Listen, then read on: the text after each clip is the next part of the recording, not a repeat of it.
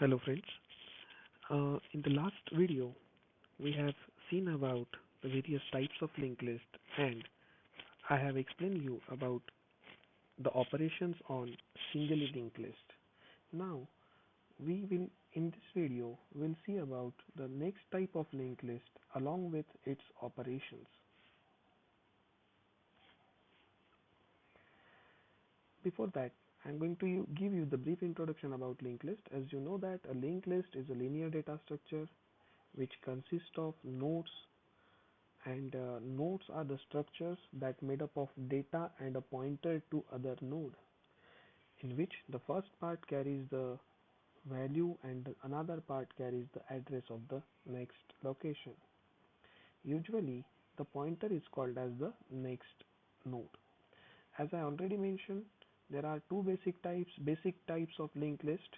One is singly linked list, another one is doubly linked list. In this today's video, we'll see in brief about the doubly linked list. What is doubly linked list? Doubly linked list is a link data structure that consists of a set of sequentially linked records called as nodes. Sequentially linked records called as nodes. In the singly linked list, the node consists of two different parts, whereas in the doubly linked list, the node consists of three different fields. The three different fields are as follows. One is the data part, which contains the data only, and the two fields on the left side of the data part and on the right side of the data parts are two other fields in the link part that are the point or references to the previous node and to the next node. That means the references of the previous node is on the left hand side of the data value, and the references or the addresses of the next node will be on the right hand side of the data value. The beginning and ending nodes, that is previous and next links respectively, points to some kind of terminator, that typically a sentinel node or null to facilitate traversal of the complete linked list. It means, see, a particular node is consist of three different parts. One is the previous, another is the next, and in between these two there is a actual data. That previous stands for the address of the previous node or the references of the previous node. Next stands for addresses of the next node, and in between the actual data is there.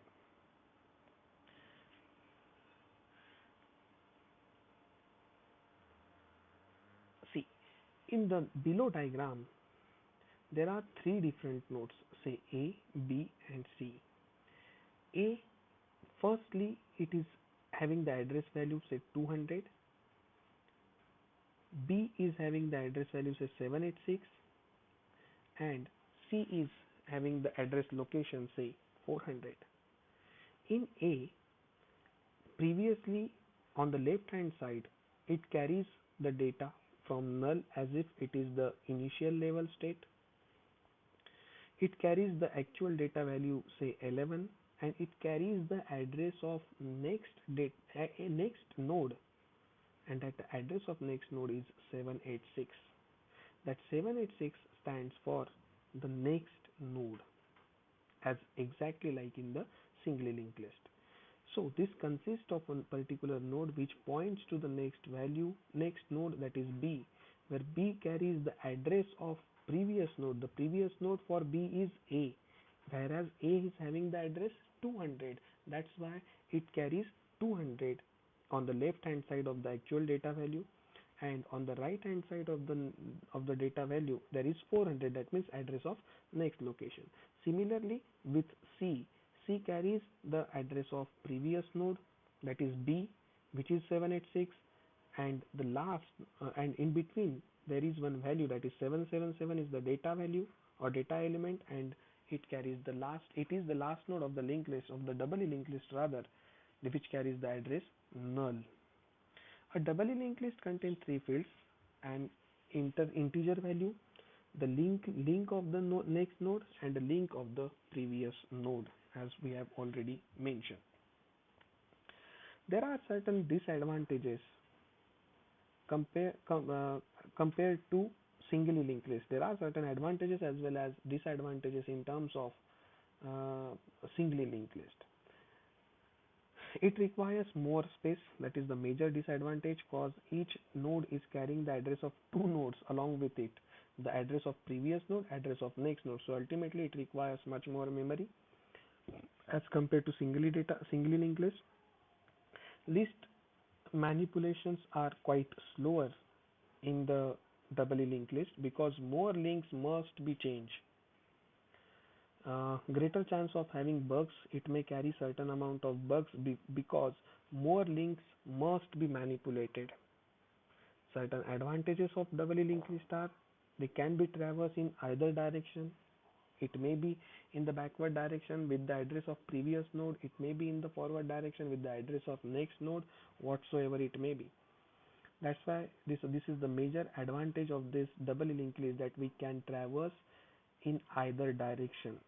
Some operations such as deletion and insertion before a node is becoming quite easier as compared to singly linked list. Structure of a double linked list is, I already mentioned, that previous is on the left side, next is on the right side, and in between these two there is one actual data element, or we can say it as the data set. Inserting at the beginning, see again we can perform three different operations over here: insertion at the beginning, insertion at the end, and insertion at the three different cases: insertion at the beginning, insertion at the end, and insertion at any appropriate position. So insertion at the beginning, again we can add, or we can insert a complete new node, again carries of three different parts, where one is the value or data value or data set, and on the left hand side the address of previous one, and on the right hand side the address of next one. If we are adding at the beginning of the linked list, so the previous node of the newly inserted node will carry the address null because it is newly inserted. On the left hand side it does not carry any value. This is the simple code for inserting a new element at the beginning of the of the doubly linked list. Ultimately we can definitely perform the insertion operation at the end of the doubly linked list. So we have to change the last node accordingly, which carries the null address, which we have to give the last but one node to the address of newly insert with the address of newly inserted node, and newly inserted node's right hand side part will carries the address, say, null, as if again it divided into three different parts, and so on. The diagram shows you everything. This is the actual code for inserting the new element at the end of the doubly linked list. Inserting a node at an appropriate position, or we can say it as inserting a node after a node. It makes the next and previous pointer of the node to be inserted point accordingly.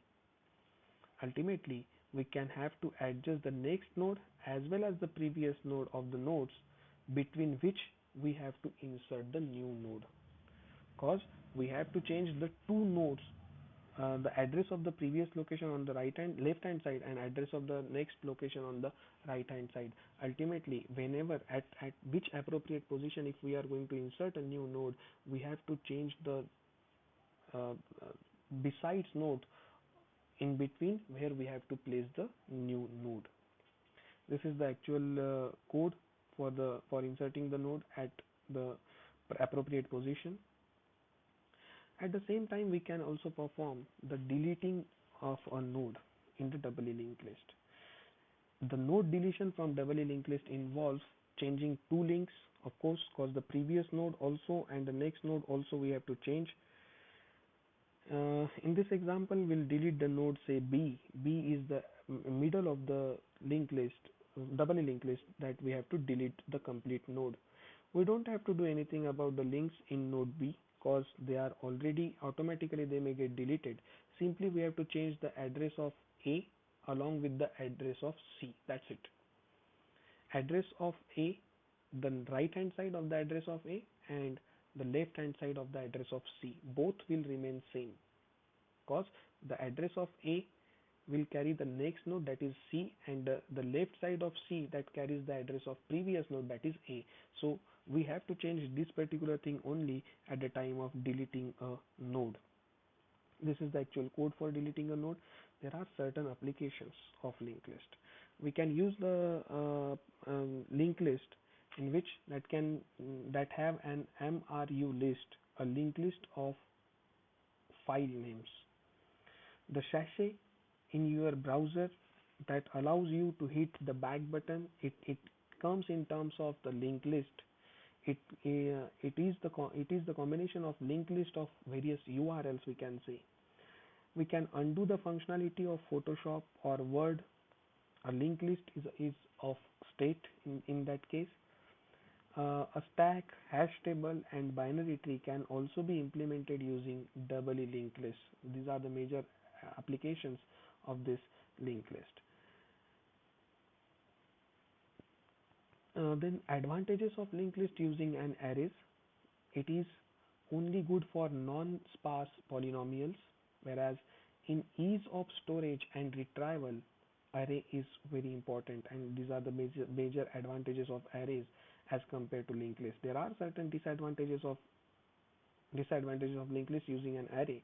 We have to allocate the array size ahead of the time, and huge array size requires sparse polynomials that may be lot of waste of space at the memory, a lot of waste of space at the runtime. This is all about the application advantages and disadvantages as compared to linked list. Thank you for patience hearing.